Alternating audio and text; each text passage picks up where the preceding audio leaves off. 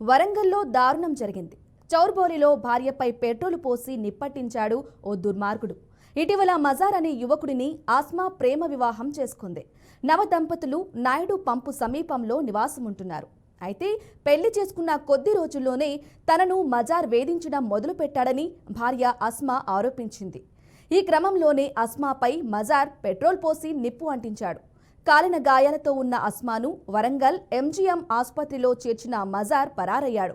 ఈ ఘటనపై కేసు నమోదు చేసిన పోలీసులు దర్యాప్తు చేపట్టారు. మజార్ ఆచూకీ కోసం గాలిస్తున్నారు. దీనిపై మరింత సమాచారం అందించడానికి మా ప్రతినిధి ఫోన్ లైన్లో భాస్కర్ సిద్ధంగా ఉన్నారు. భాస్కర్, చెప్పండి.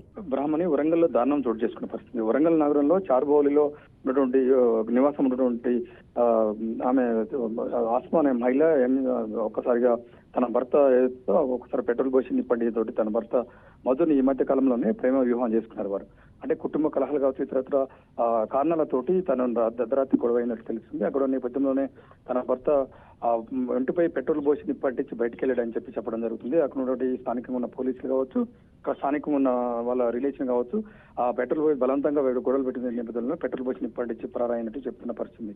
ప్రస్తుతం అయితే ఆమె ఎంజిఎంలో ట్రీట్మెంట్ అందుతుంది, ప్రాణాపాయ స్థితిలో ఉన్నది.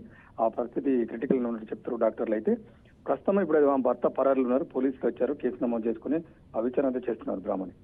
Okay, thank you Bhaskar.